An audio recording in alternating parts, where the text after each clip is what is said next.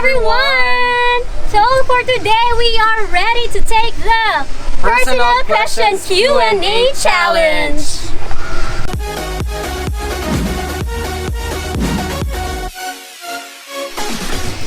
So, for today, we will going to answer questions, 10 personal questions with while eating fishball of Manang Joan. yes, ang sikat na fishball diri sa Iloilo. Yun. So kung pupunta kayo dito sa Iloilo, make sure to go on street food hopping with John's Fishball. Dun, dun, dun, dun, dun. So bumili kami 50 pieces mula kay Manang Ray. And Yes. for today, ubusin namin yung 50 pieces. Kayang-kaya, di ba? Kakayanin. But this is my favorite. Oo, kasi So, I think kaya ko to.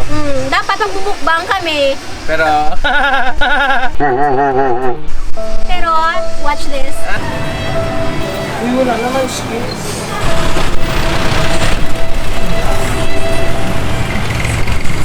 Ba't ganon? Walang choco butter, no! So wala, gid kami may nakita. Actually, duwaman lang yung katuan namon molo, kag Bilya. So wala sang munchkins and we decided to buy fishball ni Manong John. Pero si Manong ang nagabaligya. So mga pabalik na kami sa Esplanade and hi Manong! Thank you for having us here! Manong Bilya, Santa Cruz, bye-bye ang iyang jeep and we're going back to Esplanade for our mukbang ng Ako fishball. naman kami. Bye! Can I eat? Okay, pwede na. We have two sauces. Two sauces. Yes, sauces. May The other one is number 4. yung sweet, tapos may isa, number 1. Number 1 is sweet. Sweet, yes. Tapos number 4, yung pinaka-spicy. From Joan's Fishball. There. Okay. Ay! Sorry. Yung questions belongs to sa group page namin, yung mga vloggers. Members nito is all around the Philippines. Ayan. So, ayan. So, number 1. Number 1. Ikaw ba yung tipo ng taong dito na me, where na you? O ikaw yung tipong on the way na me? Kahit nasa bahay pa. Ako dito na mihi, where na yun? Dahil? Kasi, Kahit nasa bahay ka pa. hindi kasi ako yung palang yung nauuna. Whenever magmi-meet.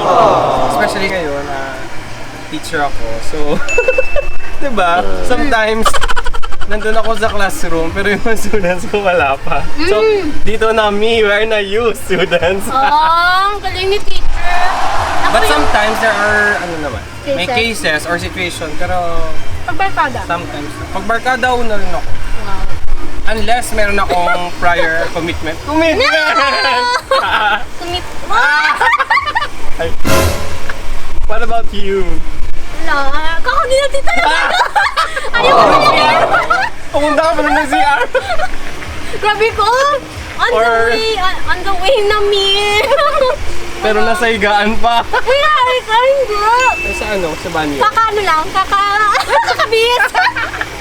On the way na din yun. On the way sa CR. Hindi, tapos na sa CR, kakapigis lang nga. Susutin na lang yung yung shoes, tapos lalabas na ng door. On the way na yun. On the way na yun. Pasok Technically na yun. correct. Pasok Technically na yun. correct. Technically correct. Okay. Question number 2. Two. Kung makukuha mo ang Tagalog atensyon. talaga yung questions, Yo. no? Challenging sa mga Ay, nagre-request na magsalita ako ng Tagalog para maintindihan niyo ako. Eto na po. Really, I don't know what word is going to be next. Something like that. That's why. Sige, I'll try my best. Number 2. Kung makukuha mo ang atensyon ng buong mundo in 1 minute, ano ang gusto mong ipaalam sa lahat? Ano ang gusto mong ipaalam sa lahat? Ipaalam. Paalam yun? Kala ko goodbye message. Oo nga. Parang last will and testament. Uy, ulitin mo. Ulitin ko. Sorry. Hindi, grabe. Kung meron akong 1 minuto na para ano yun? Ipaalam sa mundo. Ipaalam sa mundo na. Anong gusto mo? Kung Anong gusto ko? Kung makukuha mo ang atensyon Okay. ng buong mundo in 1 minute, ano ang gusto mong ipaalam sa lahat? As an educator, as an educator, I will say to the entire human race man tayo dito, na education is very important and it's essential to life. Especially, we know that learning process is a cycle and it never ends. So that's what I believe. So continue na mag-learn. So to all my students, even though 1 minute lang ha? Oo nga. Even though After ng 1 minute ha? even though na nahihirapan sila or demotivated na sila, dapat meron pa ring drive to push themselves na makuha nila yung goal to finish their studies. Yun. Wow! Kaya Kaya natutuwa akong kasama ko siya, alam mo yun? We hold the same principles when it comes to education. Ako din. yes, di ba? So, if I'm given 1 minute to get the attention of the world, I would rather say that education could be fun for as long as you know how to use... mali! Sige, walang take 2 yung 1 minute. O, di ba, liwat? Ay, Okay. Take 2. Hala! Ano yan? Education could be fun, especially if you have the skills and the talent. You could use art. Ako as an educator and an artist, I use art as a medium yes. to educate people para, yun nga, ulit-ulit tayo. Para kasi maraming estudyante na akala na boring yung learning, but it could be fun and Yes. engaging if you use art as a medium in Correct. teaching others. Yeah. Yun ang si Naira. Question number 3. Number 3. Sige, ako magbasa. Kung mananalo ka sa loto, saan mo gagastusin? Oh! Production. Production? Production Kaya, lang. theater production. Ayun. Dream ko talagang magkaroon ng isang production na ako mismo yung nag-produce one of the performance din, di ba? Number 1 kasi na problema when you come up in a production is yung budget.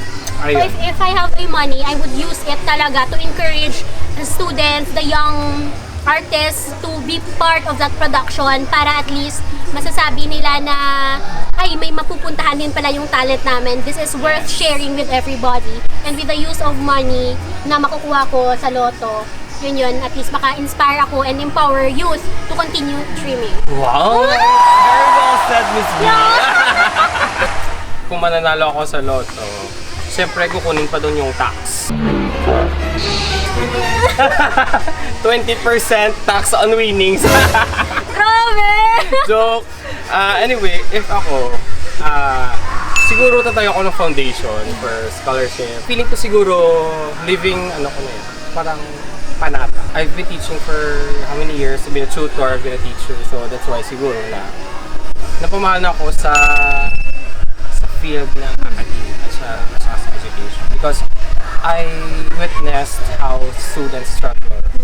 And as well as my experience before, when I was in my undergraduate years or high school, I experienced a lot of financial problems. So that's why, in return, if I have the money, I will send students who are less or underprivileged para at least makakuha sila na education.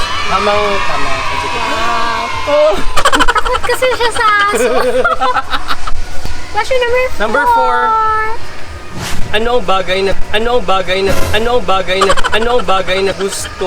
gusto mo na sana maimbento at bakit?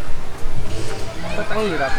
Gusto ko, hindi ko alam kung, hindi pa naman siguro nag-exist yun. Sa mga pelikula ko, hindi yung nagte-teleport ka. Wow. Alam, gusto ko rin yun. Kasi, yung field ko, yung profession ko talaga, marami nagkakala na full-time vlogger ako. Thank you very much. Pero may trabaho po ako and nagta-travel kami. And alam din ng mga close friends ko, nasakitin ako and pag nagte-travel, yun yung nagiging... Actually, I love traveling kasi natutulog ako. Ganun. Pero if possible, na i-shortcut siya, tapos nandun ka na sa site na pupuntahan namin, at least nakatipid. Kasi pag sakitin ka yung, I don't know what Tagalog yung hago. Parang nakakapagod yung travel Ay, time. Basta kung sa Hiligaynon, sa language namin, hago ka sa parang pag-travel. Yung from point A, parang exhausted na. Parang ganun din. exhausted na kahit wala. wala kang ginagawa pero Yeah. exhausted ka. Parang- Dahil sa travel mo from point A to point B. Bagay na gusto ma-invento ako. Yung siguro, yung wallet na hindi. Nagpupusok ko. Paano ba yun? Sabihin nyo mukhang pera ako, pero hindi. Money is very helpful pag marunong kang I really gamitin. want to help people talaga.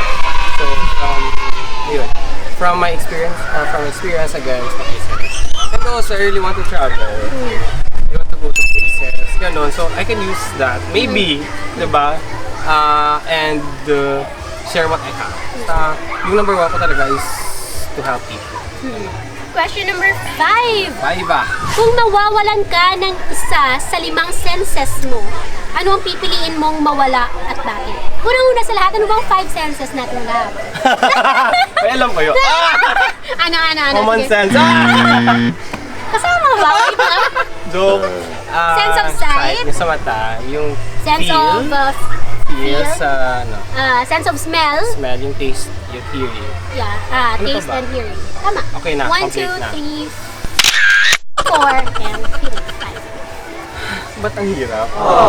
Sabihin mo. Kung mawawala yung mawawala yung isang sense or ano ba? Sense of hearing. Bakit? Kasi I don't want to hear negative vibes, negativities. Sometimes, diba, if meron mga sadastorya and you don't want to listen, sometimes nag-ano ka na lang na as if deaf ka, parang hindi ka na nakikinig sa mga sinasabi ng ibang tao. So, ayun, sabi nga nila, people don't have the right to judge you because they don't know your story. Oy! Tama yun. Yun. Tama naman yun. Ayun. What about you? Siguro ako, sense of smell. Kasi, pag hearing kasi affected yung speech mo. Pero, speech lang pala yun, hindi naman affected yung sense of taste mo, di ba? Ano yung pumapasok sa utak ko? Pag smell pala affected yung sense of taste mo. Pero anyway, kasi all through my years, yung nagiging problema ko, diba sinabi ko sa inyo kanina na sakitin ako, it's because of my nose. So, pag may konting naamoy, kasakit agad. So, kung papiliin ako, siguro tatanggalin ko na lang Yung yung sense of smell ko. Kasi at least, for my case, I'm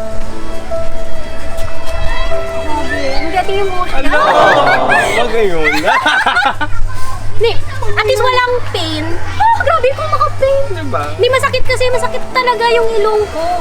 Konting, sabi nga nung may pinost yung kaibigan ko. Sinabi ko to last week, diba? Na aminin nyo, pag mabango, nakakaakit. Pero not for my part, kasi masakit siya sa ilong. I'd rather have somebody na either walang smell o hindi naman sa mabaho, pero parang hindi Parang wala masakit lang. sa ilong. Unscented. So, pag wala siguro akong sense of smell, walang guilt feeling on my part. Kasi alam ko naman na hindi ako nakakaamoy. Compared na nakakaamoy ako, pero it's unpleasing to my part. So, kahit na mabango, no? Parang hindi mo, Wala. parang hindi tumatalaw sa'yo. Parang, Question number 6. Ano ang unang bagay na iniisip mo pagkagising mo sa umaga? Hindi ako nag-iisip. thank you Lord. Ano? Thank you Lord for giving me another day. Parang gano'n. Another day to share my knowledge. Another day to help people. Another day to enrich the minds of my students. Wow. And to help my parents, my sister, and my brother. Yes, gano'n. Talaga. Ba't talaga? Wala. Ikaw po, ano po yung sa inyo po? Joke. Parang hindi talaga ako nag-iisip. Pag mga, Pagising. Kasi, hindi ko, nung nagsimula ako magtrabaho, parang naging... routine na siguro. Naging routine, oo. Oo na pag pagising. Pagising, alam mong diretso ka sa CR. bibihis, Yes. maliligo, mabibihis, tapos kakain, tapos alis na sa work. And I think yun yung isang malaking challenge pag pumasok na tayo sa trabaho, pag nag-end na yung school life natin, pag sinabi mong welcome to the real world, it's more about going back to the basic na kailangan mo ding mangarap, kailangan mo na ding pag-isipan kung ano bang magandang gawin sa araw na to. Yeah. Sometimes I go with the flow. Pero Medyo- sometimes may plano din. Pero ako, honest lang talaga, and honestly speaking, wala akong masyadong iniisip. Ang sad. Sad ba yun? Wala akong iniisip. Wala. Talaga? Sige, pero pag-isipan ko. bukas, Try pagkagising ko, mo. tapos ilalagay ko sa description. Kung ano yung una ko mag-say. Tinan ko kung anong pumasok sa isip. Number 7! 7. Ano ang pipiliin mo? A rewind or a pause button? Bakit yun? Alam, grabe no? Parang malalim yung mga tanong. Parang pang pageant. Yun nga eh. Candidate number 1.